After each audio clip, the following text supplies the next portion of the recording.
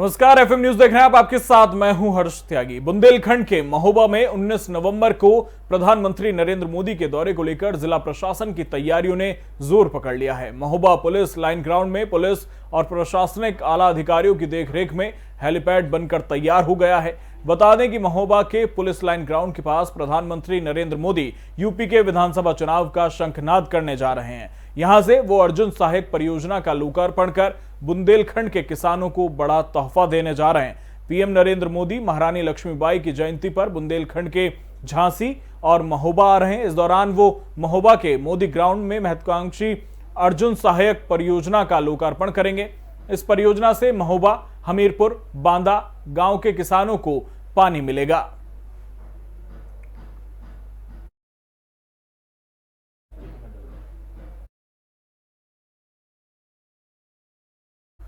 उत्तर प्रदेश में अगले साल होने वाले विधानसभा चुनावों की तैयारी के लिए बीजेपी जोर शोर से जुटी हुई है। बीजेपी के राष्ट्रीय अध्यक्ष जेपी नड्डा की अध्यक्षता में बीजेपी की अहम बैठक होगी। इस बैठक में पार्टी के चुनावी अभियान, पार्टी के कार्यक्रमों और मुद्दे के आधार पर प्रचार अभियान की रणनीति बनेगी। बैठक में बीजेपी के राष्ट्रीय अध्यक्ष जेपी नड्डा के अलावा संगठन महामंत्री बीएल संतोष, चुनाव प्रभारी धर्मेंद्र प्रधान, प्रदेश प्रभारी राधा मोहन सिंह, यूपी बीजेपी के अध्यक्ष स्वतंत्र देव सिंह, प्रदेश संगठन महामंत्री सुनील बंसल के साथ संघ के नेता भी शामिल होंगे।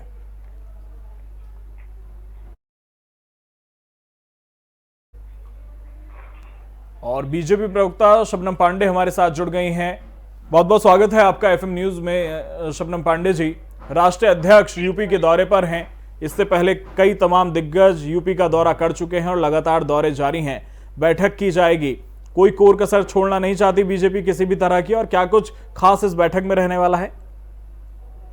देखिए, सबसे पहली बात की भारतीय जनता पार्टी हर छोटे बड़े सभी चुनाव को एक चुनौती के तौर पर लेती है और उसकी तैयारी में पूरी तरीके से तैयारी को चाक चौबंद करने की तैयारी रहती है भारतीय जनता पार्टी की।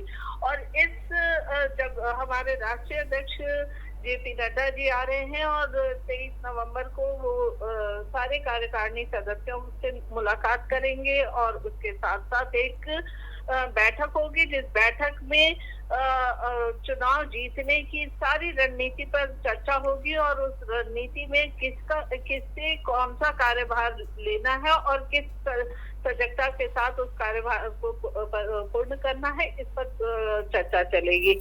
आज उत्तराखंड के मुख्यमंत्री भी उत्तर प्रदेश आ रहे हैं, लखनऊ आ रहे हैं और लखनऊ में मंडल अध्यक्षों के साथ और लखनऊ शहर की जो जितने पदाधिकारी हैं उनसे वो मुलाकात करेंगे। तो इस तरीके से विधानसभा चुनाव को देखते हुए बड़े नेताओं के मार्गदर्शन पे उत्तर प्रदेश के सारे कार्यकर्ता कार्य करेंगे और जो रणनीति तैयार होगी उस पर अपनी पूरी मुस्तैदी के साथ। शबनम पांडे जी, रणनीति का आप जिक्र कर रही हैं, अगर पूरी रणनीति को देखें अभी तक जो बीजेपी अपना रही है, पूर्वी उत्तर प्रदेश पर ज्यादा फोकस है, तो क्या किसान आंदोलन को लेकर जो माहौल पश्चिमी उत्तर प्रदेश में बना हुआ है उसकी भरपाई पूर्वी उत्तर प्रदेश से करने की कोशिश बीजेपी कर रही है?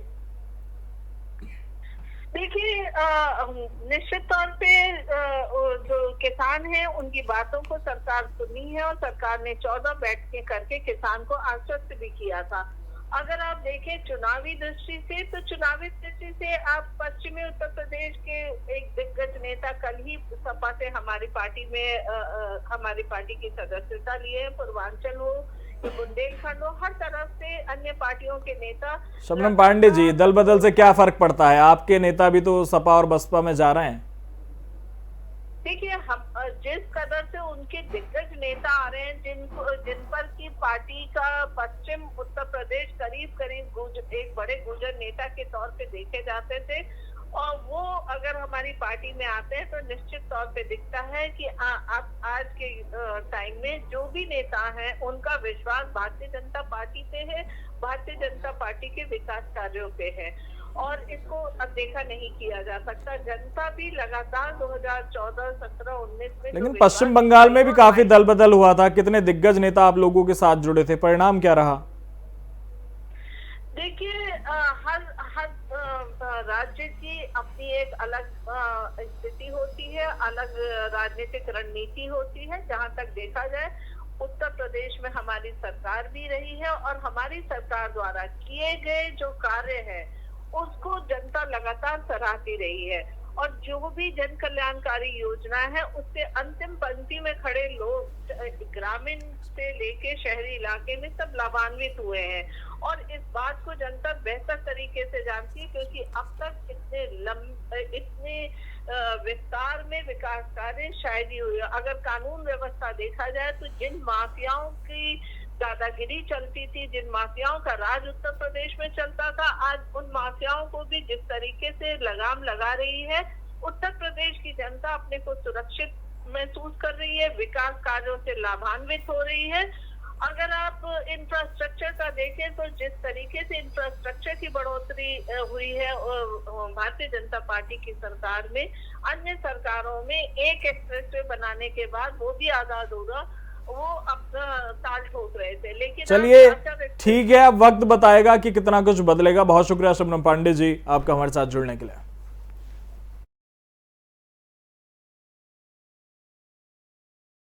यूपी के बाराबंकी जनपद पहुंचे एक कार्यक्रम में प्रदेश के डिप्टी सीएम केशव प्रसाद मौर्य ने समाजवादी पार्टी और कांग्रेस पर जमकर निशाना साधा। डिप्टी सीएम केशव प्रसाद मौर्य ने कहा कि अखिलेश यादव अपनी पार्टी का नाम जिन्नावादी पार्टी रख दें। कांग्रेस अगर अपना 7 का आंकड़ा 2017 वाला दोहरा लेगी तो निश्चित ही 2022 के चुनाव परिणाम आने के बाद बधाई दूंगा। डिप्टी सीएम केशव प्रसाद मौर्य ने कहा कि जैसे बीजेपी को जीत का चौका लगाने का मौका मिला है, वैसे विपक्ष यानी सपा, बसपा और कांग्रेस को हार का चौका लगाने को मिलेगा। उन्होंने कहा जब जनता के लिए जनता की ओर से चुनी गई सरकार काम करती है तो जनता को उसका लाभ मिलता है।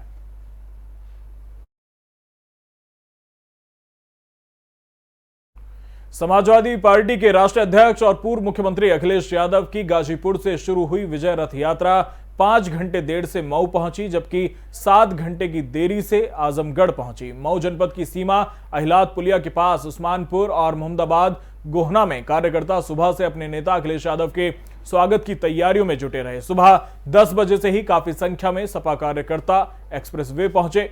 इस दौरान काफी संख्या में छात्र छात्राओं की भीड़ भी अखिलेश यादव को देखने के लिए उमड़ी रही। शाम के 5:50 पर रथ यात्रा उस्मानपुर अहिलाद पुलिया के पास पहुंची, जहां सपा पदाधिकारियों ने पुष्प वर्षा की। सपा मुखिया अपने रथ की छत पर खड़े होकर कार्यकर्ताओं का अभिवादन करते नजर आए। 10 मिनट रुकने के बाद उनका रथ मोहम्मदाबाद गोहना की तरफ रवाना हो गया। इस दौरान कार्यकर्ताओं में काफी उत्साह देखने को मिला।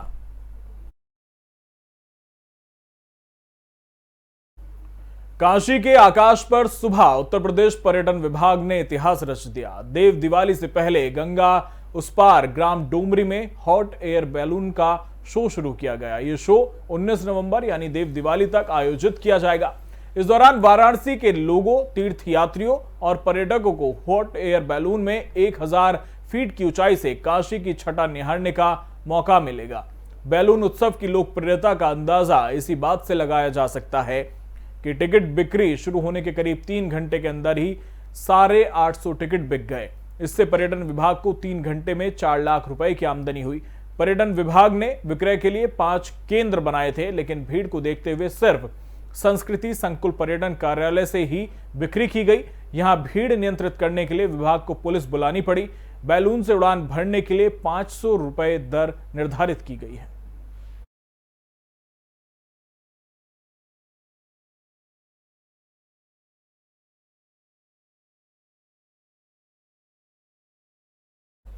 पहाड़ी इलाकों में हो रही बर्फबारी का असर मैदानी इलाकों पर भी पड़ने लगा है। यही कारण है कि उत्तर प्रदेश में लगातार मौसम में बदलाव हो रहा है। हालांकि आने वाले 2-3 दिनों में यूपी में तापमान में बढ़ोतरी होगी, जिसकी वजह से बढ़ती ठंड से लोगों को थोड़ी सी राहत मिलेगी। इसके बाद फिर से ठंड बढ़ेगी। मौसम विभाग के अनुसार नवंबर के अंत तक बेहद सर्दी पड़ने की संभावना है। प्रदेश के अलग अलग शहरों में भी कुछ ऐसा ही मौसम देखने को मिलेगा। पिछले दिनों की तुलना में सभी जगह के मौसम के तापमान में वृद्धि हुई है।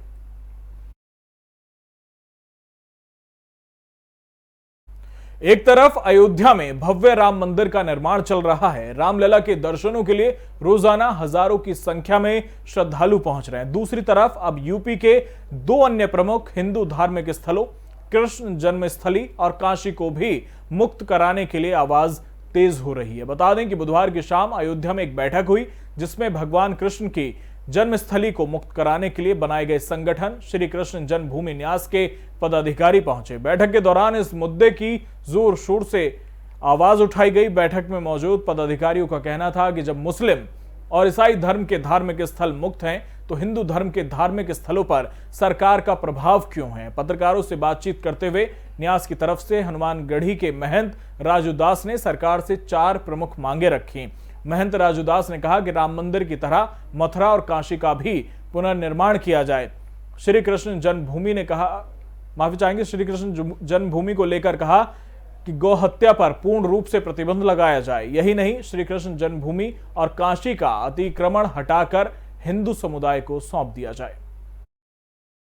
मथुरा और काशी का भी पुनर्निर्माण होना चाहिए। इस उद्देश्य के नाते जो संगठन का जो प्रमुख 4 मांगे हैं, गौ हत्या पे पूर्णतः प्रतिबंध, श्री कृष्ण जन्मभूमि और काशी विश्वनाथ का अतिक्रमण हटाकर और हिंदू समुदाय को। फर्रुखाबाद के पुलिस विभाग में हड़कंप मच गया है। पुलिस अधीक्षक अशोक कुमार मीणा ने देर रात बड़ी कार्रवाई की। इस दौरान पुलिस अधीक्षक अशोक कुमार मीणा ने 3 थाना अध्यक्ष सहित एक दरोगा को लाइन हाजिर कर दिया है। आपको बता दें कि लगातार जनता से मिल रही शिकायतों के बाद पुलिस अधीक्षक अशोक कुमार मीणा ने बड़ी कार्रवाई की। इस दौरान 28 कांस्टेबल और ड्राइवर को देर रात पुलिस अधीक्षक अशोक कुमार मीणा ने इधर से उधर किया।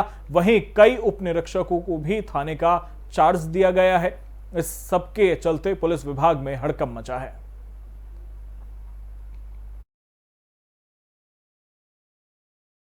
सहारनपुर पुलिस के हाथ बड़ी कामयाबी लगी है। पुलिस ने चोरी करने वाले 2 शातिर चोरों को गिरफ्तार किया और उनके कब्जे से कई गहने और चोरी की बाइक बरामद की है। वहीं मामले में पुलिस ने बताया कि बीते दिन दोनों आरोपियों ने एक घर से चोरी की वारदात को अंजाम दिया था और फरार हो गए थे, जिसके बाद पीड़ित की शिकायत पर कार्रवाई करते हुए पुलिस ने आरोपियों को गिरफ्तार कर लिया।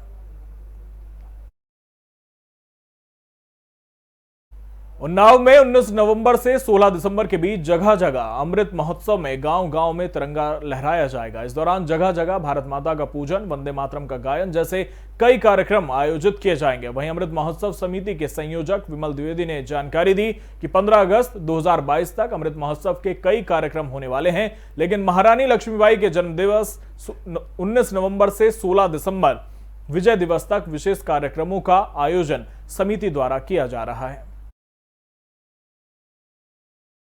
फिलहाल मेरे साथ इतना ही। बने रहिए एफएम न्यूज के साथ। नमस्कार।